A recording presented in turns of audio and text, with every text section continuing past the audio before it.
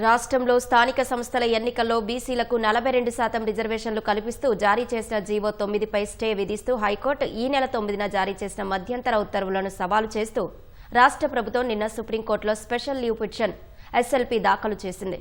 రిజర్వేషన్లపై 50% పరిమితి విధిస్తున్నట్లు రాజ్యాంగంలో ఎక్కడా నిబంధనలు లేకపోయినా రాష్ట్ర ప్రభుత్వం జారీ చేసిన జీవోపై స్టే విధించడాన్ని తప్పుపడుతూ సర్వోన్నత న్యాయస్థానాన్ని రాష్ట్ర సర్కార్ ఆశ్రయించింది.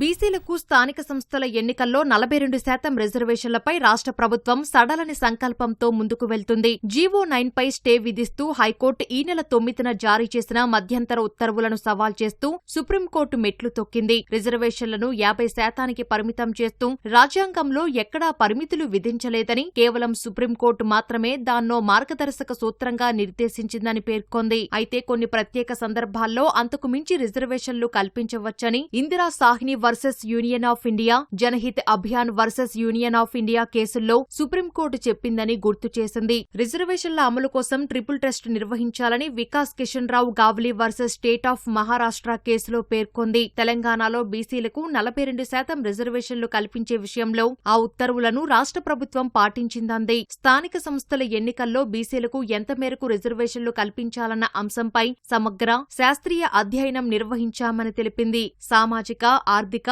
విద్య, ఉద్యోగ, రాజకీయ కుల సర్వే 2024-25లో రాష్ట్ర జనాభాలో 56.33% మంది బీసీలు ఉన్నట్లు తేలిందని, 42% రిజర్వేషన్ల కల్పనకు అదే ప్రాతిపదికంది. రాజ్యాంగంలోని ఆర్టికల్ 342A3 కింద దఖలు పడిన అధికారాలను అనుసరించి ప్రభుత్వం ఈ కసరత్తు చేసిందని, ఇలాంటి కసరత్తును Rahul Ramesh Wagh versus state of Maharashtra కేసులో సుప్రీంకోర్టు సమర్థించిందంది. సమగ్ర కుల సర్వే తర్వాత తెలంగాణ ప్రభుత్వం రిటైర్డ్ ఐఏఎస్ అధికారి వెంకటేశ్వరరావు నేతృత్వంలో ఏకసభ్య కమిషన్ ఏర్పాటు చేసి ఆ సర్వే డేటాను విశ్లేషించిందంది. లోతైన అధ్యయనం అనంతరం స్థానిక సంస్థల ఎన్నికల్లో బీసీలకు 42% రిజర్వేషన్లు కల్పించాలని ఆ కమిషన్ చేసిన సిఫార్సులను ప్రభుత్వం ఆమోదించిందంది. దాన్ని అనుసరించి తెలంగాణ బీసీ రిజర్వేషన్ల బిల్లు 2025ను శాసనసభ, శాసన మండలిలో గత మార్చి 17, 18 తేదీల్లో ఏకగ్రీవంగా ఆమోదించి గవర్నర్ ఆమోదం కోసం పంపామని సుప్రీంకోర్టుకు వివరించింది. రిజర్వేషన్లపై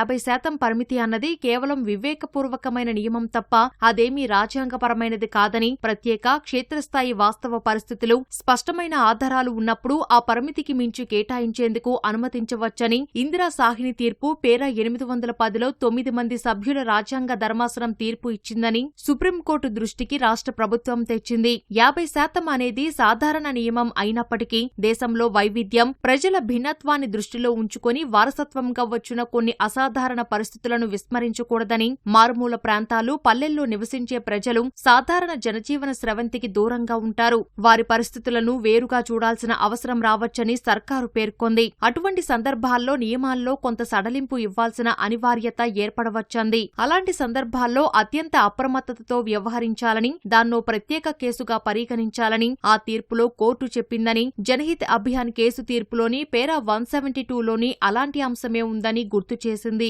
వీటిని దృష్టిలో ఉంచుకొని జీవో జారీ అయిందంది. రిజర్వేషన్లకు సంబంధించిన బిల్లులను అసెంబ్లీ ఉభయ సభల్లో ఏకగ్రీవంగా ఆమోదించడం ద్వారా వ్యక్తమైన ప్రజాభిప్రాయాన్ని దృష్టిలో ఉంచుకొని ఈ నిర్ణయం తీసుకున్నామని పేర్కొంది. ఈ జీవోను నిలిపివేస్తూ హైకోర్టు జారీ చేసిన మధ్యంతర ఉత్తర్వులు అస్పష్టతను ఏర్పరిచాయని, ఒకవైపు జీవోపై స్టే విధించిన హైకోర్టు మరోవైపు ఎన్నికలపై స్టే విధించడంలో సంయమనం పాటించిందంది. దీంతో పాత రిజర్వేషన్ల ప్రకారం ఎన్నికలు నిర్వహించాల్సిన పరిస్థితి ఏర్పడిందని, ఇలా చేస్తే వెనుకబడిన తరగతుల వారికి సరిదిద్దలేని నష్టం జరుగుతుందంది. ఈ నేపథ్యంలో హైకోర్టు ఉత్తర్వులను నిలువరించి బీసీలకు 42% రిజర్వేషన్లతో ఎన్నికలు నిర్వహించుకునేందుకు అనుమతివ్వండని సుప్రీంకోర్టును రాష్ట్ర ప్రభుత్వం అభ్యర్థించింది.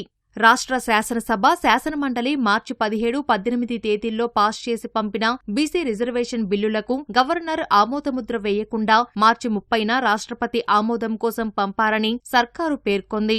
దానిపై కేంద్ర హోంశాఖ జూన్ 12న వివరణ కోరిందని, వారు అడిగిన అన్ని ప్రశ్నలకు ప్రభుత్వం జులై 22న సమాధానాలు పంపిందంది. అయినప్పటికీ ఆ బిల్లులను వెనక్కు పంపడం గాని, ఆమోదించడం గాని చెయ్యలేదంది. తమిళనాడు గవర్నర్పై ఆ రాష్ట్ర ప్రభుత్వం దాఖలు చేసిన కేసులో సుప్రీంకోర్టు ఇచ్చిన తీర్పు ప్రకారం శాసనసభలో ఆమోదించి పంపిన బిల్లులకు 3 నెలల్లోపు గవర్నర్, రాష్ట్రపతి ఆమోదం తెలుపకపోతే వాటికి ఆమోదముద్ర వేసినట్లుగానే భావించాల్సి ఉంటుందని సర్కారు గుర్తు చేసింది. ఈ విషయం పరిగణలోకి తీసుకోకుండా బీసీ రిజర్వేషన్లపై స్టే ఇవ్వడం సరికాదని తన పిటిషన్లో పేర్కొంది.